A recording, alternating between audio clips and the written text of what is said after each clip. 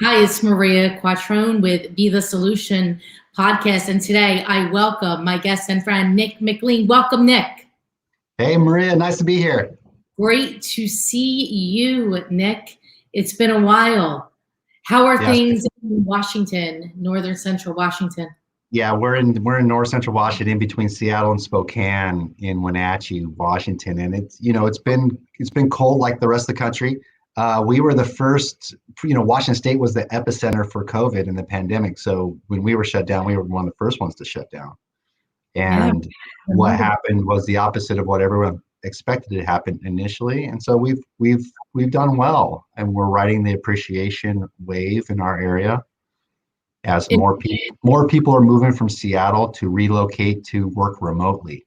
So when you hear about Amazon and Twitter and Facebook and Microsoft allowing their employees to work remotely, it's directly affecting us. So yeah, remote work is up 300%, and I hear a lot of it is staying. Yeah, and so normally we are betting like a second home, vacation home, relocation, retirement community. Now we're like getting the age demographics coming down from, instead of the baby boomers or older, it's the baby boomers and younger are moving here too. And so that's a good thing for our area. That has to be pretty exciting for your group. Yeah, it's exciting and it's challenging in all new ways. And I think that's what keeps us engaged in this profession, is how dynamic the industry changes, how the markets change, and you have to adapt your process to meet the consumer experience that they expect. And with those, to meet their consumer experience that they expect, you have to meet their challenges where they're at. And where they're at right now is low inventory, low interest rates, right? Where buyers are not getting homes because they're making multiple offers. And so I even yesterday, I launched a new program called that Your Offer Accepted Guarantee, where I'm going to guarantee that the buyer's offer gets accepted. And you think that's unheard of and crazy. And I think part of that craziness is being bold in a marketplace that's changing like this, because the bold are rewarded. Wow. They're rewarded beyond the proportion of their boldness, right? So the more bold you are, you take on more risk. But with that risk, there should be an inequality, or there should be like an upside to the reward. And so I'm being extremely bold in, like, I'm going to guarantee my buyers get offers accepted. Otherwise, there's a consequence to my reputation, or financial consequence where I have to pay earnest money, home inspections, the difference, whatever it may be. How are you doing? Well, so there's a concept, basically when it comes to a product, a minimal viable product, right? And so a minimal viable product in the tech world is, and I had a real estate website company, IDX, for a while, Maria, where, you would develop a product, an idea, and start developing it with engineers, and then release it to the public early to get their response. So you wouldn't want to work on that product for a year and then get it to the marketplace and find out the marketplace doesn't want it. It's a very expensive proposition. So the idea of Your Offer Accepted Guarantee is I put it out into the public to see if they even want it. And if they want it, we're going to make it happen. And if there's enough demand for that product or service, in our world of service, it'll happen, right? Now, if there's not enough, then we can't make it happen long term, right? And so you've seen Your Home Sold Guarantee, right? I'll sell your home or I'll buy it program for many years. We've done it for 10 years. I think right now the buyers really want to know that their offer is going to get accepted. And this is a dog whistle for buyers that have missed out on homes. So I'm not going after buyers that haven't even entered the market. I'm going after buyers that have entered the market and have been hit by a 2x4 to the side of the face. But the principle here is, when it comes to marketing and service and products, you want to find the minimal viable, get it to the public, get the feedback. If they want it, then invest your time, money, and energy into that product or service. If they don't want it, it's out. Super smart. How long have you? I don't know if it's smart. I think it is. You're testing the market. You're seeing what they want, what the consumer want. You're meeting them where they're at. Yeah, this is where we're challenged right now as leading real estate teams, brokers, and owners. Is we have to find out what the consumer really wants. I mean, I think we fall victim to our past experiences, and we think we know what they want, or we think that what they need is what they want, and it's not always the case. It would be nice if it was, but it would be too easy. And if it was that easy, everyone could deliver on it. And so right now it's that's the challenge, and It's a big we're to find it. inventory is a big challenge around the country. Our market is not probably as challenged in the city because we live in the city and we know what's happening with that. But it is a big challenge, and I hear a lot of areas, Nick, are the market has come to a standstill in some places because sellers don't want to sell because there's nothing to buy. So you have a problem if you don't have sellers who can buy another house. Yeah, you got to call it out. Call it as you see it. Call out the consumer. Call out the people that you want to work with. It's that simple. And we overcomplicate things, and they're very simple. Now, there are challenges. The market is huge. I'll give you an example because people are listening from all over the country. I have our MLS, 32 active listings. 32 active listings in the entire MLS. So if you want to talk low inventory, I have 32 homes. So, I'm a small marketplace. And so, that's something we're dealing with, but we're thriving in it. It's about the velocity. It's not about the inventory level. It's about how fast they sell. And as long as new listings are coming on, we're all going to be better for it. So reaching out to, calling out the sellers, figuring out what their hesitations are, and solving for the problems is going to be the winning agent, winning team. 32 listings in the market. 32 on the market, right? Normally we would carry 100, 150 listings active, and we have 30 in the entire area. So it sounds like the agents that are out there should come work at McLean Real Estate. Yeah, we're doing awesome, That's why you're on the podcast, Be the Solution, because you provide the solutions for not only just the consumer, but to the agents who are your agent partners. So, Nick, let's dive in and talk a little bit about how you get an agent to production. Obviously, we can't make anybody to be productive, but what do you provide? What's your environment look like to get them up to speed and ramped up?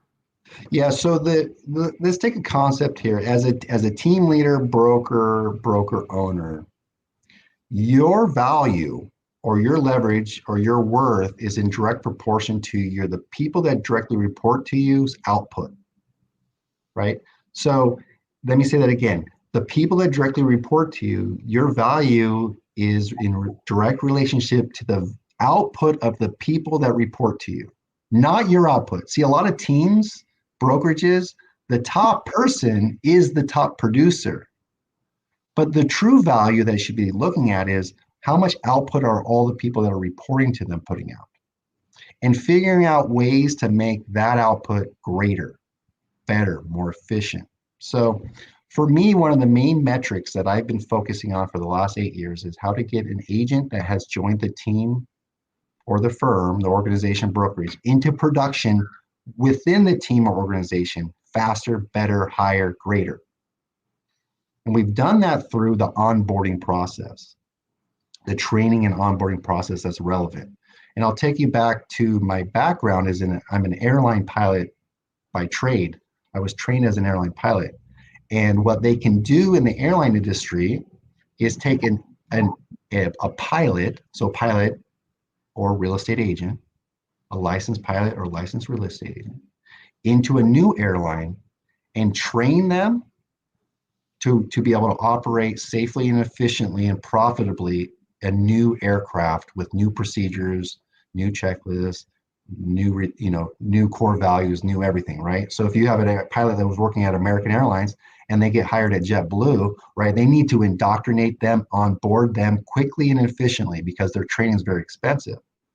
So I was able to go from literally no experience to a 747 in 6 months.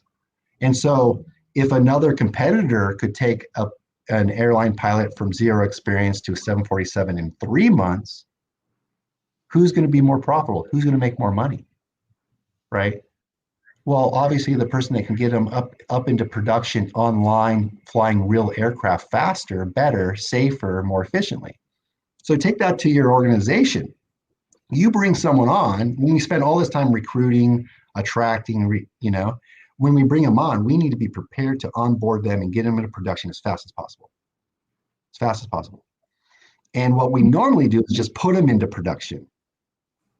Go out and make sales, right? And then learn on the fly. Well, there's a proven and repeatable system to bring people on. And so we've been dissecting that and improving that each and every day. And it's an onboarding, I would call it an ab initio program. And it's for new agents and old agents.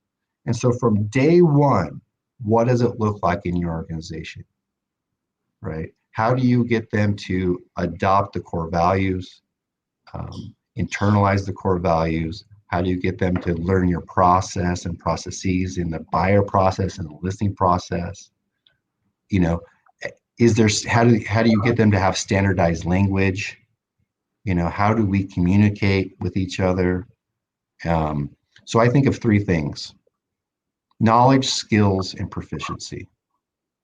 Knowledge, skills, and proficiency. So knowledge, I'm not talking about knowledge, vast knowledge that they're bringing in. I'm talking about the knowledge of our organization, the knowledge of our process, the knowledge of how we want to be presented to the consumer, how we want to be a team member or a contributor to our organization. Do they understand that knowledge, what it means to be a good team member in our organization? And then the knowledge of the actual X's and O's of the procedure. The second step is, once you've laid the foundation of the knowledge, is you need to make them improve their skills. And so improving the skills is the second layer of every building block. Once they've practiced the skill enough, they become proficient. See, the brain loves doing things automatically. So as you build the skills, the brain can just do it automatically. It's almost like when you start flying an aircraft, you can't think of anything else but the instruments in front of you and keeping that damn thing from crashing. Or when you learn to ride a bike or a car, right? It's overwhelming. But now, as you get better and better and better, things just disappear.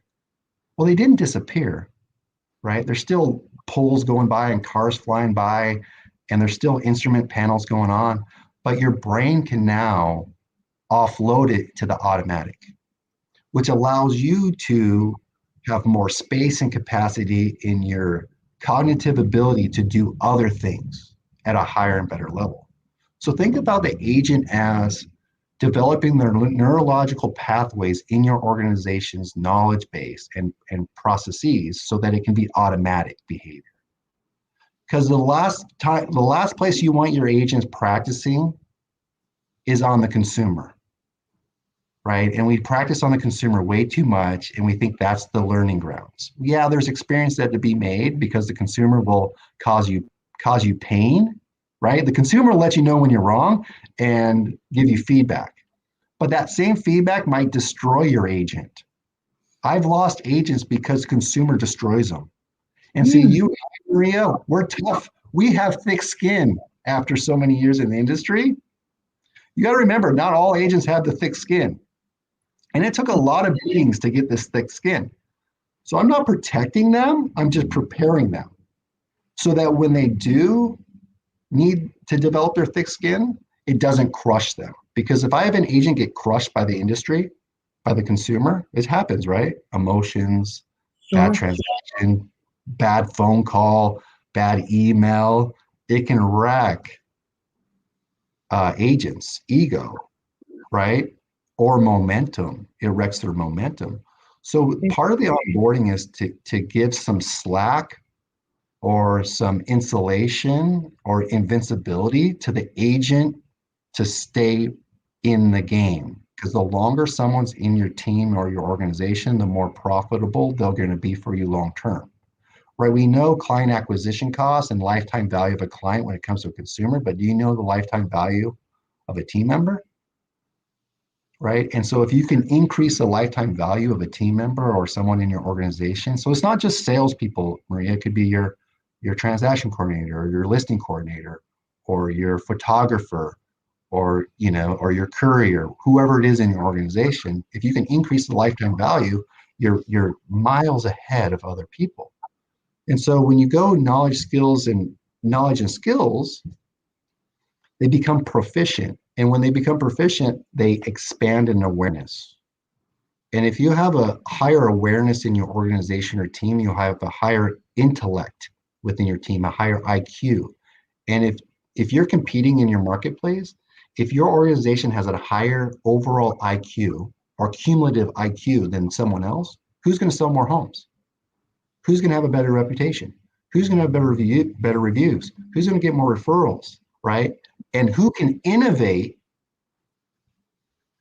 Who's going to have the capacity to innovate? The people with the highest intellect. So I'm thinking about the organization this way, almost like a brain, almost like a brain itself, and brain and body and spirit. That's another analogy you could use. Like, think of your organization as that body, mind, and spirit, right? And so that's the onboarding process. So we have a 30-day onboarding process from zero to production, right? And there's gateways and trials throughout it. And at the end, they're in production. And then after production, what happens is agents, you know this, you train them on something and they show they're proficient, and then they get out in the real world and they skip a step, right? They skip another step, and maybe they get away with it, maybe they don't.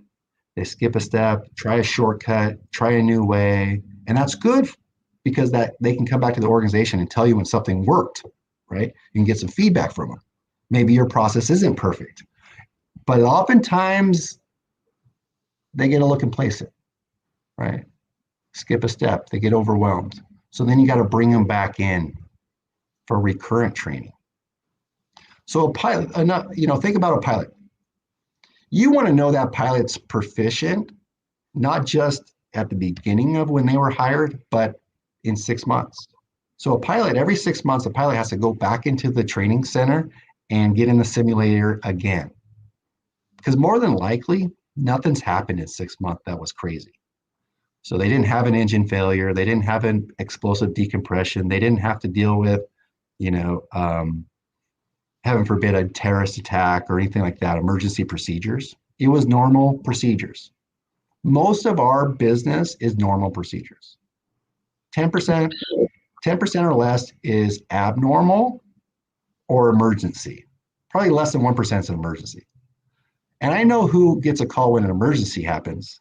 This guy, right? So I know when my agents are running into emergencies, like failed transactions, earnest money disputes, contacting an attorney, whatever it is, right? They wrote the contract wrong. And so we bring them back in for recurrent training. And so do you have a process to bring people back into recurrent training? And I know what's going to happen. Your experienced agents are going to say, I don't need that. I've already learned that. And it's just, the mindset is a beginner's mind. So when we bring people on is 5 years, 10 years, 20 years, 30 years, 40 years, you're showing up to training. You're doing onboarding. You're going through the zero to productive, because it's not about, I know you're productive, but are you productive within our framework at the standards, right, that we have, right? And the standards you have may be higher, but they're standards at a different process or a different way of doing things. And so when you come here, the consumer is expecting a certain result. Like, you would go to a Starbucks anywhere in the world not because it's the best coffee, because you know exactly what you're going to get. A latte in Philly tastes about the same as a latte in Seattle if you get it from Starbucks, right? And so when you build a reputation as an organization, don't you want that? Don't you want the person to know that they don't have to have Nick McLean to get the best service?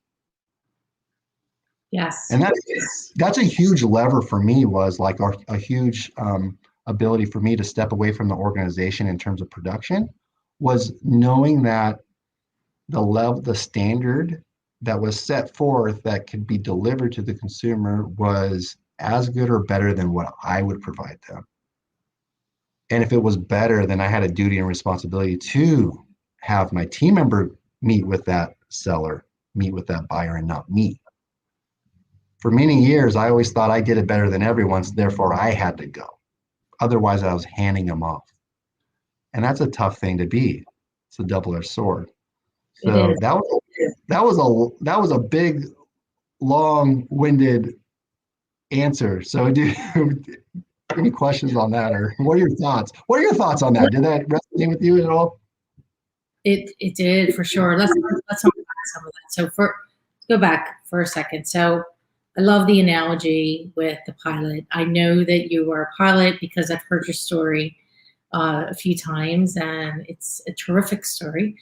And what you've taken that mindset of the pilot and put it into your real estate business is fascinating to me, because well, I'm like exactly the opposite of that. So I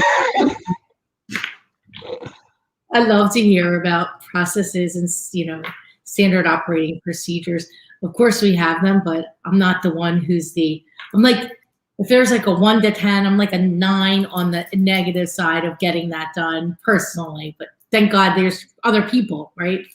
So I love to hear that, and I'm curious, when you bring a new agent in, whether they're experienced or brand new, what is it that you look for? What are the what are the qualities and traits of that human that you're looking for, that says, I think this person's going to be a good team member? Yeah, well, we have values, a set of core values that we want an alignment with. It is way too difficult to change somebody's values. It's much easier to hire someone that already has the values that you have, or a shared value set, or really close. So we bring them on with those values. And so we're looking for people that have experience with teamwork, being part of a team. And this isn't just for the team model in real estate. This is any organization. Can you cooperate, collaborate, share? So we look for that. We look for dependable, passionate, and determined. So how dependable are you? So we'll test that dependability. How? We'll test that with time frames and a dummy test, right? During the hiring process. So maybe we'll have a test and see how prompt they are, how fast they are, how responsive they are. Because the consumer's expecting instantaneous response rates, right? So we're going to test the response rates. We're going to test the timing, because you're not going to change that person. So there's the core values, and that's pretty simple. A lot of things on the resume is we look at the bottom. We start at the bottom first, not the top first. So here's where I go right away.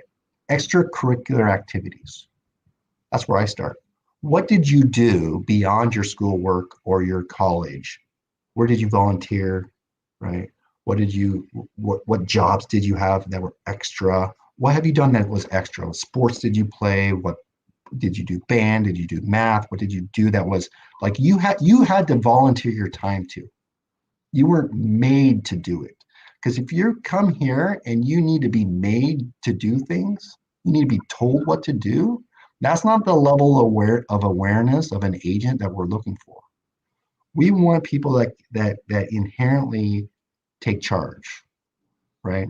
And there's something there that neurologically that releases a dopamine that they're going to get going. And this is really personal to me because my father has dementia, and part of his dementia is the pick disease. And so his executive function turned off. And it turned off slowly, but over 5 years it turned off. And his executive function is that function of the brain that tells you to do something.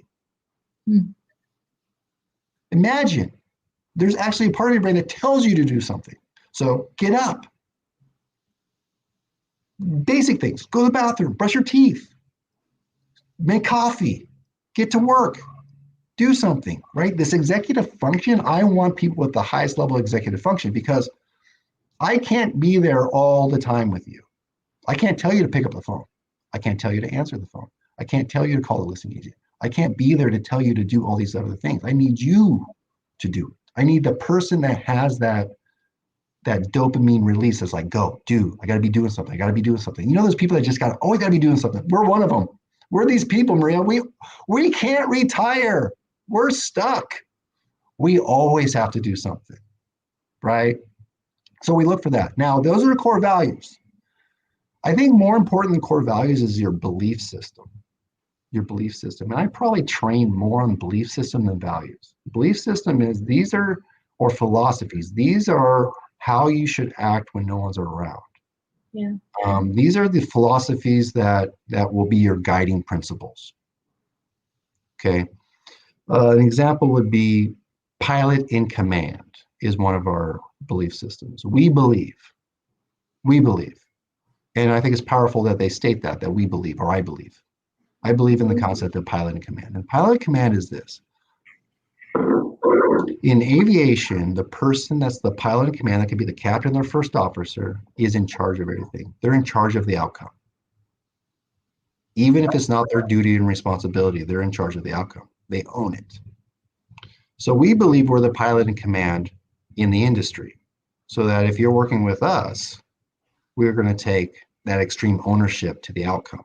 Now, we can't guarantee an outcome necessarily, but we can guarantee the due diligence and the process and the dependability and these other things that go along with it. And we also know the pilot in command, when something goes wrong, is the person that takes charge.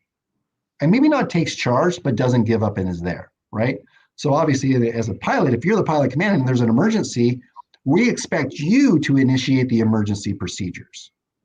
So if you're in a transaction with one of our agents, Maria, and something goes wrong, our belief system is we need to initiate a resolution or a problem solving. If that means we need to get on the phone and confrontation, right? If that means we need to talk to our client and deliver the good news or the bad news in this instance, we need to do that because we have our standard of what we expect of ourselves is at that pilot and command level. Does that make sense? It's not about other people and what they should be doing or what they shouldn't have been doing. So that's an example of a belief system that once it's in your organization and it's coded in your organization and it's running rampant throughout your organization, where there's a lot of security for me and confidence in our organization when I know I have people taking that higher level responsibility. And so that's a big belief I have, is I want to not take away responsibility for my agents and team members. I want to give them responsibility because that responsibility gives them a higher level of value and worth. And that little bit of worth, that little bit of confidence to be in charge empowers people to be great. And so, that's what I look for. Well, okay, back to what you asked me, what I look for is, how do you see that in them? That's hard. It's really hard. I want them to show aptitude. So do they have the aptitude to learn? Are they eager to learn and implement? Do they want it?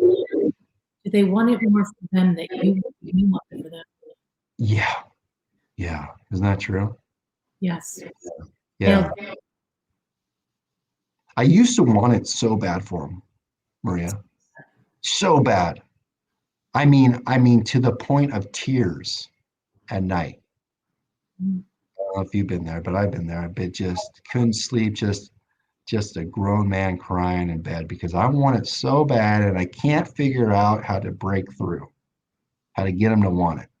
Because you see in them more than they see in themselves, oftentimes. And I don't know if it's you're projecting yourself onto them or they truly have it in them. And I believe they have it in them. And so have it in them, but won't or are unwilling to do the work that's required in order for it to happen.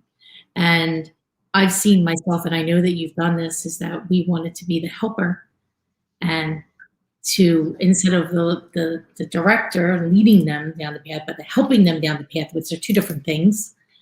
And they never get there because they didn't want it enough for themselves, or they weren't willing to be bold, as you started this conversation with, and take that risk. Yeah. Well, we start out with, it's amazing how many people have worked somewhere or grew up somewhere where they They were constantly corrected. They're intervening. Someone was always intervening to either protect them or help them learn, right? So as soon as you see something going wrong, someone jumped in and told you were doing it wrong, judgment, or they intervened to do it for you, right? So I'm trying to break this down. So if someone has always been interviewed and told that it was wrong, you're doing that wrong, do it a different way, right? How many times do I have to tell you, type of thing? What they're going to do is they're going to start having to come to you all the time for permission to do things. And this is great. It's a great personality profile, and it's a great thing because you minimize errors, right? But you also want to have people taking risks out there so they can learn. And so I want them to know that I'm okay with mistakes. In fact, I want to see some. If you've done the onboarding process, now it's time to make mistakes. And if you make mistakes, that's on me. I want you to know, if you make a mistake, that's on me. And it's going to show me holes in my training and onboarding process and our recurrent trainings. I'm not going to come down on you as a mistake or a reprimand. Now, will we dissect it? Absolutely. And I'm going to dissect it, right? What went wrong, because I care about you and I want you to get better. So before we get going into this relationship, I want to let you know that we're both going to be making a lot of mistakes together, and we're going to be open and honest with each other to learn from them and dissect them. And one way we dissect them is an after action review. So we'll go, what went well? What would you have done differently? What didn't go well? What would you do differently? Right? And so we just get real honest with that. I love doing that up front. I love doing that almost in the first couple days of joining the company, is this discussion about mistakes. You'll uncover the people that are perfectionists and also the people that are scared. You ever have an employee or a team member that's like, you give them a task and you leave and you come back at the end of the day and they haven't even started it yet? And you're like, why didn't you do it? And they're like, well, I had a question and I didn't want to do it wrong. And you're thinking, I just paid you 7 hours for 7 hours and you didn't do a thing, because they're paralyzed. And so we want to remove the people from becoming paralyzed in there, but also give them enough slack in the system where if they make a mistake, it's not going to take down the ship, right? If they make a mistake, there's a couple checkpoints where it's not catastrophic. You want redundancy in your system, So, for instance, I don't know if you had a question, Maria. Yeah. So sometimes I'll give a task to somebody, Maria, and I'll give it to 2 people, or I'll give it to one person and the other person will observe. So if I know someone hasn't really done it very much or they're not proficient yet, I'm going to give that to 2 people, one observer, one person that's doing it. And when this person's done doing it, they have to dual report. So they report to me that it's done, and they report to the observer it's done. Because oftentimes I'm the weak link. But also that dual reporting is awesome, because that observer can also be an outlet. So when I'm out for 8 hours showing properties or listing homes, if they have a question, they can go to the observer, right? That's part of the dual reporting nature of the business. And when I show up, it was done, right? And maybe they made a mistake, and we can talk about that. So that was one thing that it sounds basic, but dual reporting is just an amazing thing. Have your agents, your team members report to 2 people. And oftentimes those people are in different parts of the organization. So an example would be the ISA department if you have one, and the team leader, or the managing broker and the transaction coordinator, or something like that. That's interesting. I haven't thought about that. The one thing that we do is, and it sounds like you have a lot of that in your system, is future pacing, what's to happen, the expectations are, and managing those up front, and then getting a buy-in about managing up. Yeah, yeah. I mean, you set it up. I mean, this is why the onboarding is so critical. It is so critical that you are prepared for them when they come on.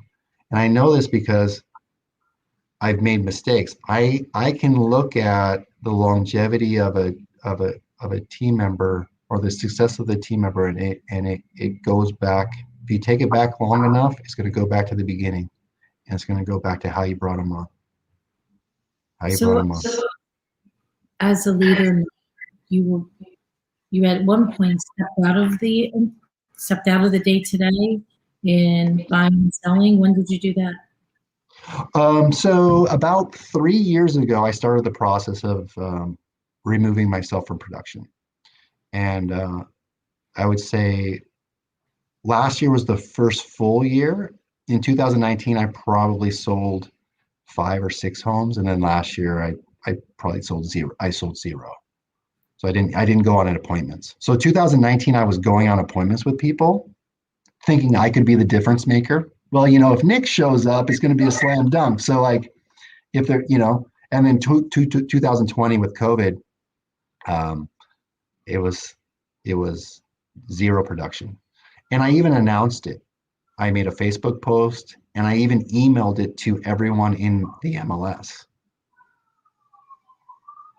What did you say? It's something that I've wanted to do, right? Like, it's like, for me to take the organization to the next level and then the next level, I can't be out going on listing appointments. So I don't know what came over me. I was inspired by something I read, and I wrote an email, and I sent it to all of the agents in the entire MLS. And some of the people, it was kind of crazy, but a lot of people congratulated me. A lot of people thought I was retiring, because what I said was, with a heavy heart and a tear in my eye, I'm announcing I'm retiring. And so I had a lot of people like, yeah, he's retiring. Our competition's retiring. And then because they didn't read past the headline, because most people don't read past the headline. But if you read on, I was retiring from production so that I could offer, better training, service, coaching, leadership, and future for the organization and everyone within the organization. So that's what it said. I'll share that with you too if you want that email. I'll try to find it. Yeah, that's cool. How many people were in your company at that time? Quite a few, probably 40. 10 operation and 30 agents. Mm-hmm. And your team your company operates like one big team, so the agents are supported by the back office with listings and contract to close. Yeah. And that allows them to be and do what's best, and is to be the salesperson and work with the sellers and the buyers in the marketplace. Absolutely. Yeah, it is. With the belief that even though we have these things, they are the pilot in command. Right. So no matter what, they're responsible. So they need to, regardless of whatever else is happening in the back office portion of it, they are still the responsible party for that transaction. Yeah, but you want to relieve them of the duties that are holding them back from making more output by being more productive. Right. But you don't relieve them of the responsibilities. Just the duties. And that needs to be very clear. Mm-hmm. So that's a challenge to them, because that's a challenge, and I think that's one that they like being part of the organization. Is that's a challenge to grow as a person, grow, improve your emotional IQ, and improve on your leadership and your managerial skills. And if by doing that, they're going to be a better agent and a better person in the community, right? And Did so you did that's you how that. So, say that again. did you always run it like that? No, I didn't. I didn't. Probably 4 or 5 years ago, um, putting those belief systems in, um, and changing, because I was being told by coaches and by other people that I need to relieve my agents of these duties so they can be more productive, so they can have more time available for dollar productive activities. Mm. So then what we do is like, well, okay, well, then I'll hire people to do the non-dollar productive activities for my agents, right? And I did that. But what happened was when things went wrong, whose fault was it? Well, it wasn't the agent's fault because they weren't doing it. I don't do that. They do that. And I remembered back to my aviation days. I was like, oh, I wasn't clear that they're still responsible. And I need people that want that. They desire to be responsible. They like that. They like that. And so, but I also, you get people some of the people that like the responsibility, they have a hard time letting go of things. So they hold on to everything. And so you do have to force those people to delegate. And one way I get people to delegate that like to hold on to things, they have, they have a trust issue, is one, you can force them to do it, but two, let them know that by not delegating or by not letting go, you are robbing somebody that you care about. Ain't that the truth? You are robbing them. And I almost want to cry over it.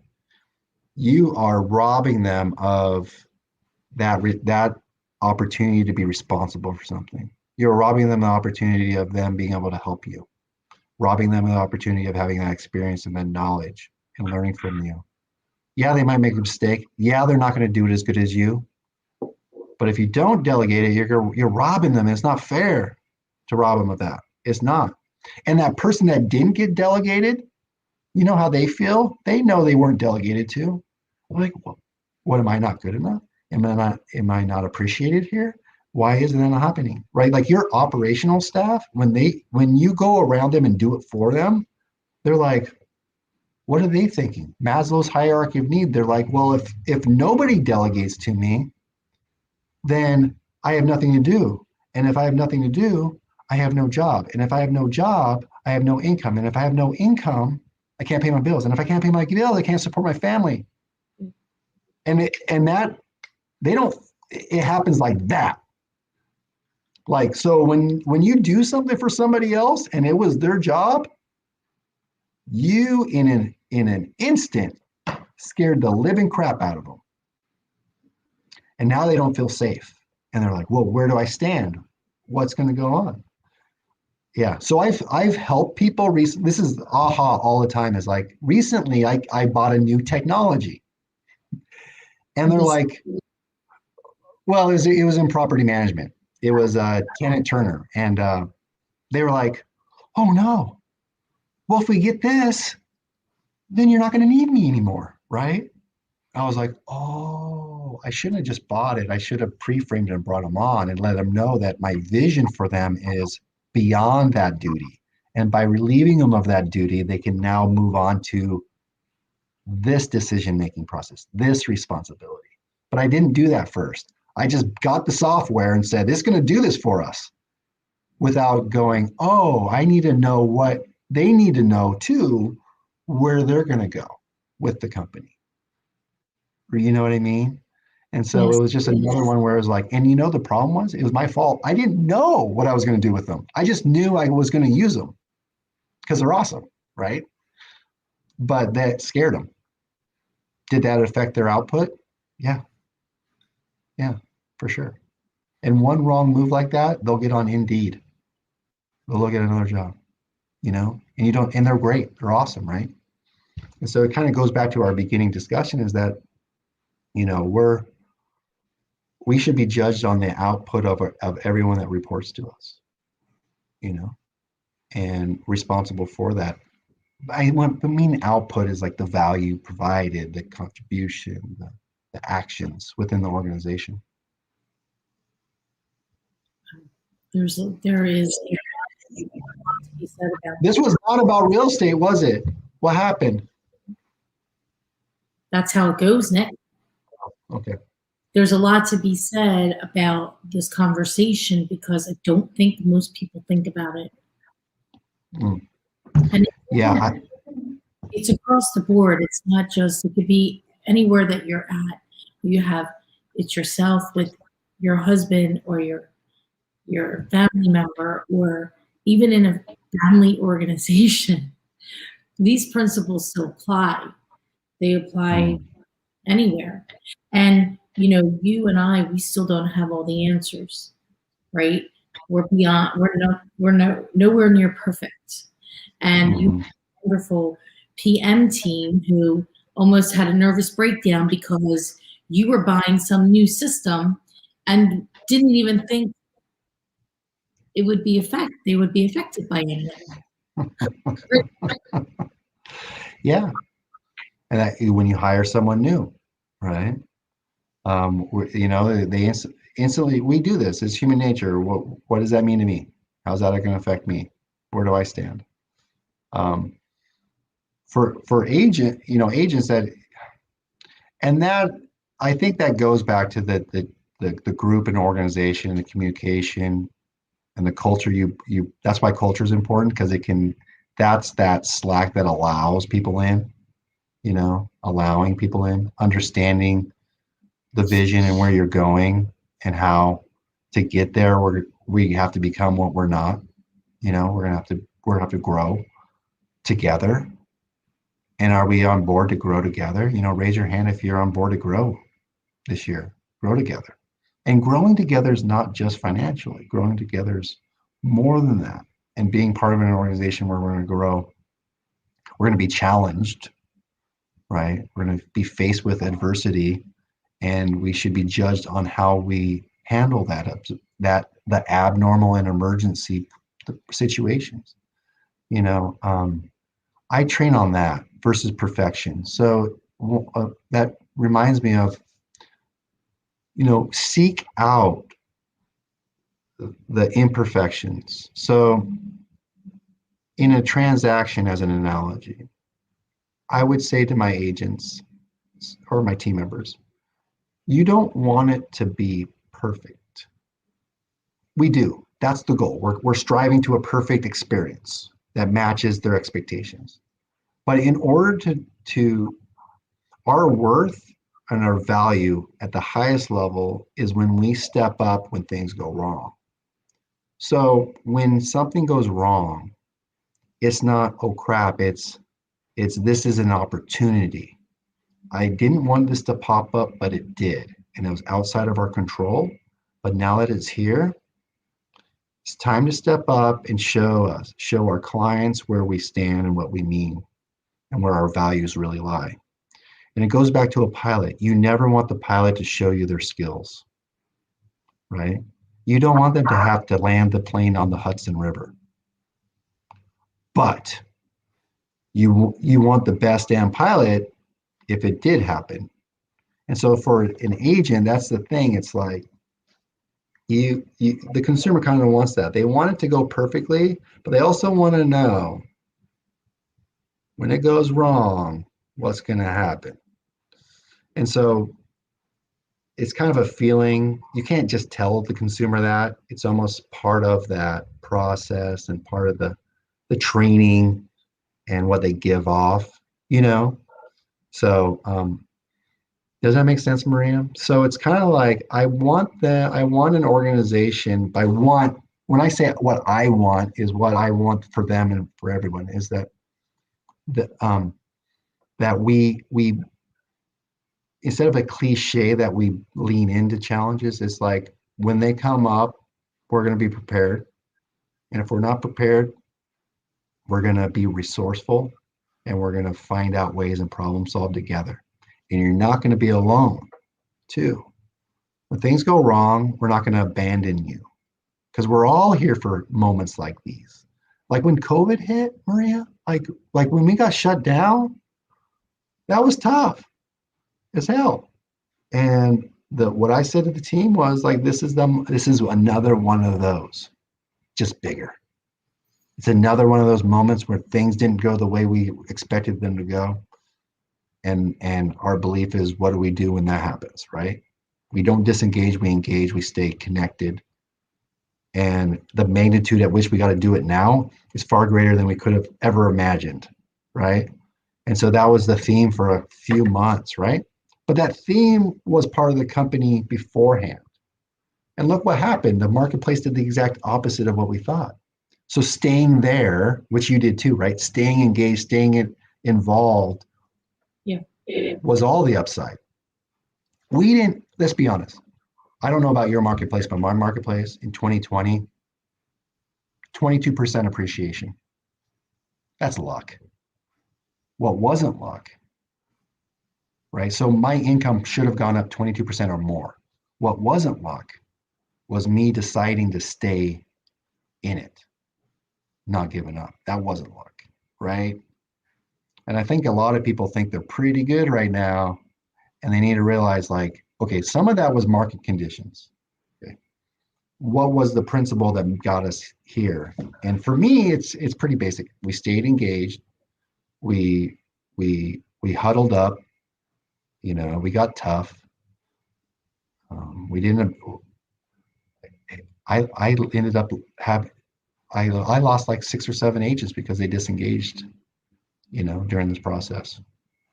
It happens, So went off on a tangent on COVID, but it's been a crazy 12 months. So, but that's where we stand as a company. I hope somebody can adopt some of that, either as an agent or as a team member or as a team or operations or a broker owner. well, I've learned a tremendous from you to team members and allowing them to really take ownership of everything, because I probably have a little bit of the control freak in me. It has to be done just perfectly, just like this, when it really doesn't have to be done just perfectly, just like this, because it could be done just perfectly, just like that, and still be okay. The system isn't going to break down, right? It's all going to be good. I loved hearing about people thinking, you telling the story about people thinking that if they aren't giving that job, then they are wondering why. Why am I not getting that opportunity to do that? And it could be really simple things that we take for granted and we don't even think about. Yeah. And we think we're helping them, Right. saving them time, energy, and all that. And we might be hurting them. We don't know. It's a conversation you might want to have before you do it with that person. I don't even think you realize that you're doing it. I think because, we talked about the part of the brain that just fires off. So we're just used to doing certain things. Like I still do my own comms. Good example. Nick. It's a good. Yeah, and that maybe there's so much to go there. That may be patience, right? Some patience, some grace. A lot of people think since I was a pilot, it's all about checklists, and it's not really. It's about the awareness. It's about the concepts that I bring into the situation. Because frankly, when something goes wrong on an aircraft, you don't want the pilot doesn't need to know how to make the airplane, engineer the airplane. They really don't need to know why it happened, right? They just need a very adaptive person, a very stoic, professional, high IQ, high aptitude person that can control the situation that's within their control, that can lead, that can make decisions under pressure, right? That can initiate action, right? And yeah, the action may be a checklist, but to call for that checklist took a lot of different attributes and training. Does that make sense? So a lot of people think, oh, because I have checklists, right? And people are like, Nick, can you send me the checklist? Oh, sure, I can send you the checklist we use, but it's not about the checklist. It's about the person running the checklist or the person that they're running the checklist with. That's what it's about, right? The checklist won't do anything for your organization. It won't at all. It has nothing to do with it. That is so true. A to-do list? What is a to-do list going to do for your organization? Now, framework, a process, like the onboarding process and a commitment to that would change your organization beyond your wildest dreams. So Like now, you wouldn't start a relationship, it's like you want the first date to be, you're going to improve as you go. It's like, man, the 100th date's going to be awesome. I'm going to go off the charts.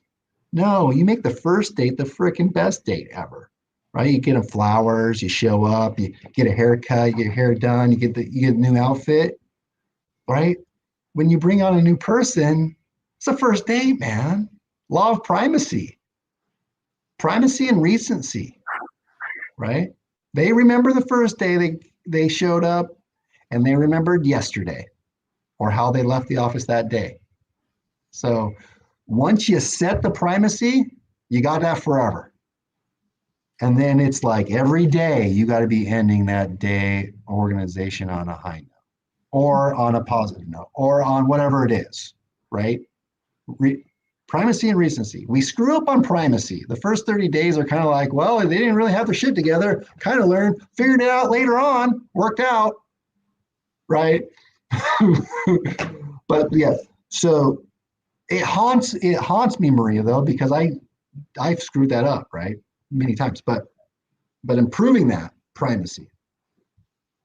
And then you can take that concept to your consumer and your clients, to your agents. So like, okay, law of primacy, law of recency, right? Every time. Okay. What was the first phone call like? What was the first email like? What was the first appointment like? What was the first showing like? What was the first listing like? What was the first show, what was the first showing feedback like? Okay. And then how are you ending it? How did you end the appointment? How did you end the day? How did you end it? Yeah.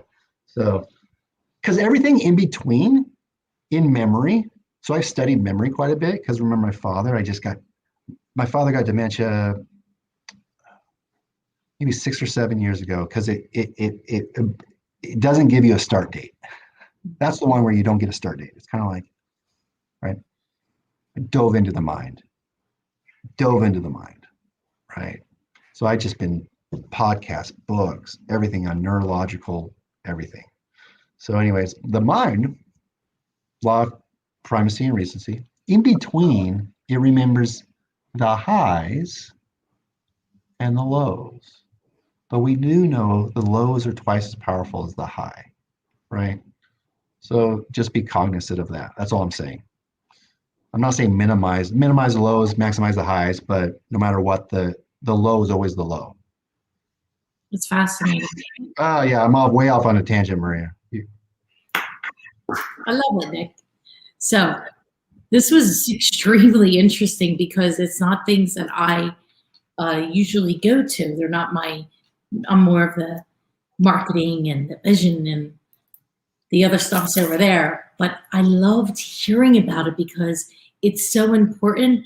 And just talking about the primacy, that whole thing, I never really thought about that. So you've opened my eyes today to so much.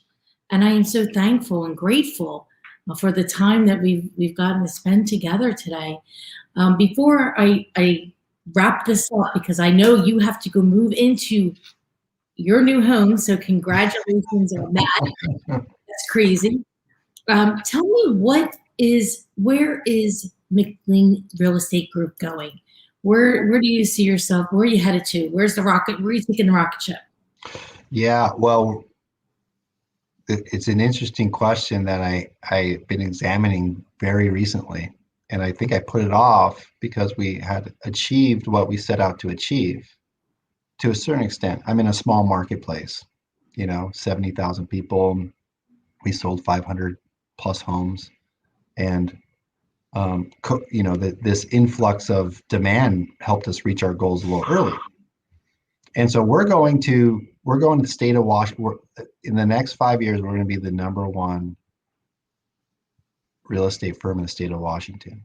And I say this seriously, and I'm in a state with Zillow and Redfin as headquarters. So we're going to be the number one real estate office in terms of units and volume. And I made that declaration yesterday, and so I guess publicly it's here today. And whether that's categorized as an independent, it doesn't really matter to me. We're not a tech company, we're going to be a real estate company. And that's where we're going. So if anyone's watching this in the state of Washington, wherever you're at, we want you. We want you, if you want to grow, we want you on our team and our organization in any marketplace. If you want to dominate in the marketplace and grow and be a better person, that's who we want to align ourselves with. That's amazing. Congratulations. Awesome. Hey, this has been a pleasure. Thanks for inviting me. When I agreed to do it, I didn't know my house wasn't going to be done yet. And so now it's time to move in.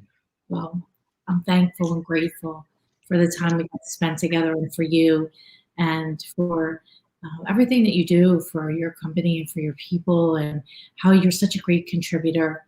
So thank you, Nick. Thank you very much. Hope to see you soon at an event. I hope so. Hopefully June. All right. All right. Thanks, Nick. See you soon. Take care. Bye-bye. What a terrific broadcast today with Nick.